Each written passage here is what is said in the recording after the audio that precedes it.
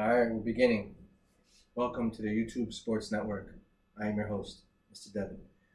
Now, normally I'd be in front of the couch or sitting on the couch, and the camera would be facing the other way. Now, the trick of the camera here is we're doing the front-facing camera, and I'm standing up. A little bit of a different setup, but I think it's a better setup. I kind of like the lighting, kind of like the background, backdrop. Either way, this is what we're going to be doing right now. Welcome. Yesterday I was talking about the Chiefs and the Chargers in that game that happened last Friday. Today I want to talk about the Lions and the Packers from previous Sunday. I know it's Thursday. We should be talking about this week's matchups, but this is something I never got to the Lions and Packers, and this is just a few tidbits, nuggets I like to throw out there. Yesterday was a 27-minute video. I have no intention of being on this for more than 10 minutes. Let's make it 10 minutes because no one's going to listen for 27. I don't even want to talk for 27 minutes. So let's get into it. 27-13, the Packers beat the Lions in Green Bay. All right off the bat, divisional matchup. Detroit gets to get that game added away. They're done with Green Bay until they play in Detroit on Thanksgiving, which I think has been a kind of a recurring theme recently. Seems as though they played them a couple times. The big talk was the Lions, and they don't look the same, and the panic is going to set in, or has already set in. Sure, I can understand, but it's week one, right? I mean, you lost Ben Johnson, the Lions did, their offensive coordinator. They lost Aaron Glenn, their defensive coordinator. Both of those guys became head coaches. When's the last time that happened? A team lost, maybe recently, I don't know. Offensive coordinator, defensive coordinator, both leave, become head coaches. We need the stats. We need the guy to give us the. When's the last time that happened?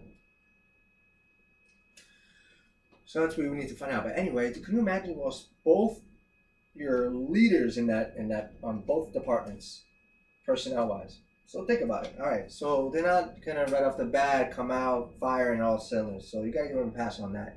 Who knows how long this will last? Who knows how much of an impact it will have? I'm sure it will, no matter what, especially offensively, should linger a little bit, or might linger a little bit. I mean, defensively,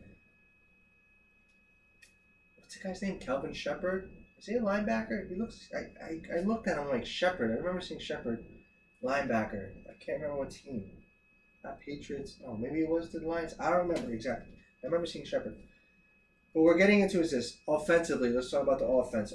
Okay, points per game last season, Detroit was first, 33.2 points a game. Number one. Yards per play, 6.2. That was tied for second. Total yards on the season was second.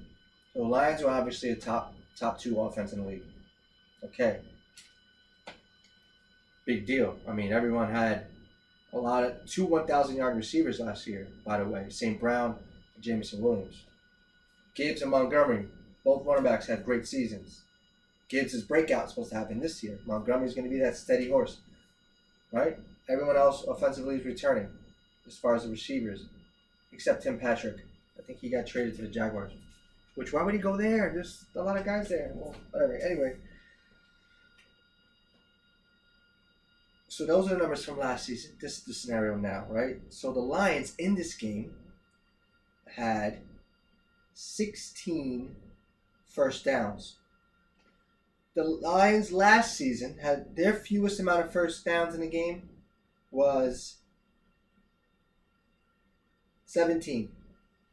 17 at Green Bay in Week 9. The lowest amount of first downs. So 16 first downs for the Lions, which, by the way, they allowed 14 first downs compared to the 16 first downs that they gained. So the Lions defense, that's another thing. But the Lions had 16 first downs. That's the fewest they had. They didn't have 16 or fewer last season all year. They had 17. The lowest they had last year was 17. 13 points scored. The lowest amount of points scored they had last year was 16 in Week 2. And a Week 2 loss to Tampa Bay. So one of their few losses, it was in Week 2. They scored 16 points. Sunday they scored 13. So two things they didn't do all last season. This is a theme. Yesterday I was talking about the Chargers and Justin Herbert and things that he did in the game that wasn't done all of last year. So the theme now, or at least common theme right here, is the Lions 16 first downs. They did not do that last year. That's the fewest they've had in 2 years, you can say, and 13 points scored. The lowest they scored last year was 16. So right off the bat, they've done two things. Like I said, they haven't done, and 246 yards. Last year, the lowest they had was 225.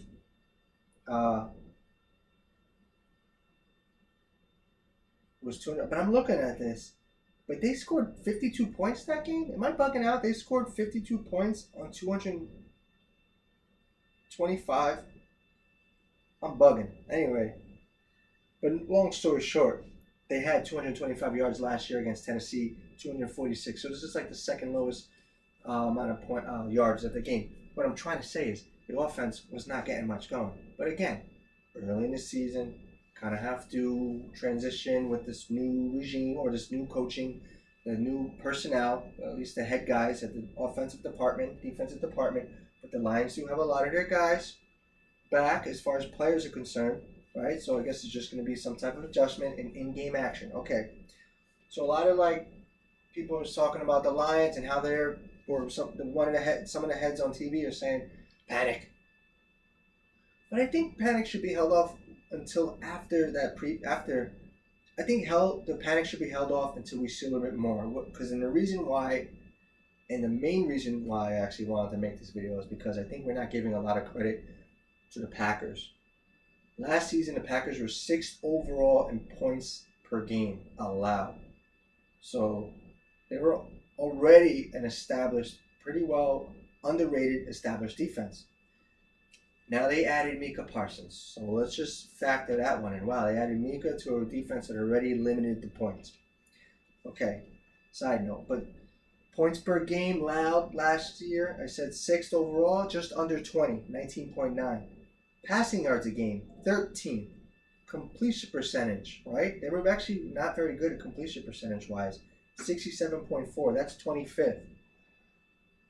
But their QB rating was top 10 at 9. And they had tied for the 8th most sacks. So when I see a large completion percentage and a good QB rating against good amount of sacks and a better than average pass yards a game allowed, it just goes to show you they don't really allow a lot of deep plays.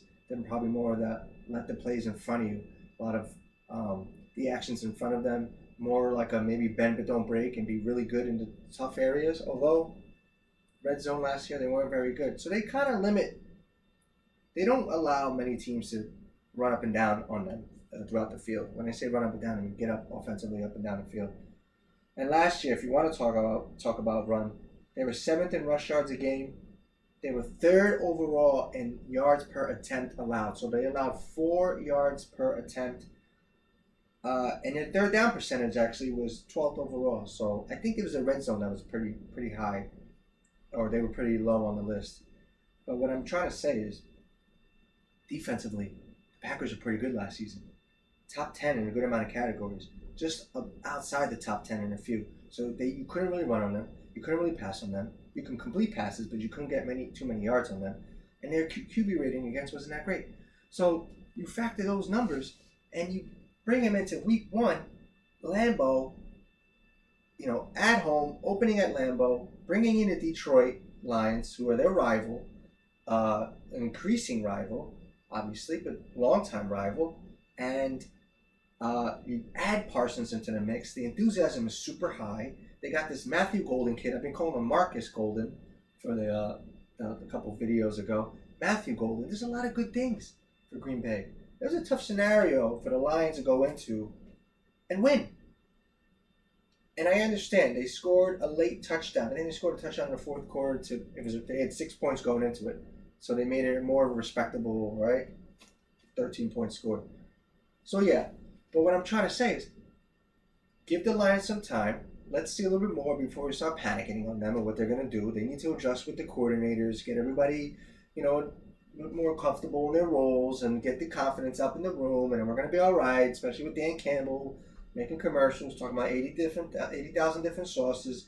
If that's the case, he's been able to put the flavors together, and everything seems to be working out for him prior to this last season when the hype train went really almost to its peak. Actually, to its peak.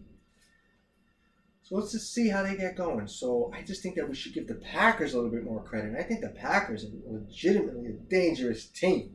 I mean, they got a lot going on there. They're pretty much one of the most complete teams in the NFL. Josh Jacobs is like where you want him right now. The prime, I hate to say end of people's primes. Josh Jacobs is the rock. They got him right where you want him. You got all your receivers right where you want them. I know Christian Watson's going to be coming back soon. But by the way, he signed a 1-year extension for $13.25. That threw me off a little bit. The guy hasn't really played a lot, and there's a lot of talent. I mean, when healthy, if you throw him the ball, he's productive. You got to stop giving him like 3-4. It feels like 5 targets a game or 3 catches a game he gets, barely. What I'm saying is I guess they got big plans for him. So that was an interesting move, which was cool. I'm a big fan of Christian Watson. But the Packers have a lot going on, and they're in a good spot. And it was opening day, and you bring in the Lions. So let's temper our, I don't want to say negativity, but let's our questions about the Lions until we see a little bit more from them. Amon-Ra St. Brown, I think he only had 5 catches, 45 yards. I saw that Laporta, I think, led the team with 79. Jahmyr Gibbs and Montgomery couldn't get it going. Gibbs had 20 yards rushing? He had 10 catches, 31 yards. All right, he had his catches. But man, when the Packers were limiting the yards upfield, so much so that they had 3.8 yards per play.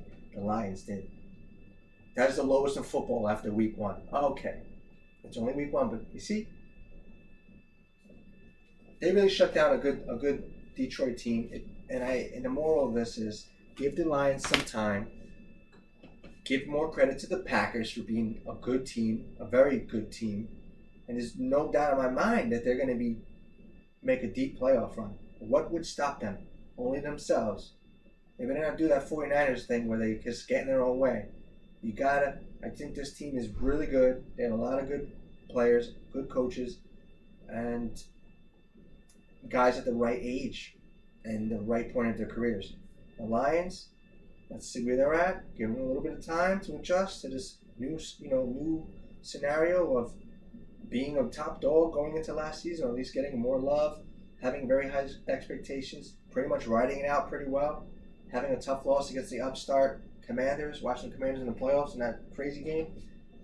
So let them get adjusted. What I want to say, Amon-Ra St. Brown, you see the fire. It's going to take guys like him, the leadership of the Detroit Lions. They're going to be tested, and you're going to see the leadership, what they're made of this season from their top guys. And I think Amon-Ra is really, you see how much fire he has and normally plays with, and there is a lot of that going on in the game. So against the Packers. So let's see the veterans carry them. The young veterans carry the Lions, and see where Goff goes as well. But I want to give a lot of credit to the Packers. So that's my thing. You heard the defensive stats where the Packers ranked last season. You know where the Lions ranked offensively last season. And the battle ensued, and that's what it resulted, 27-13. Well, let's see how it goes on next time. I'm going to get out of here.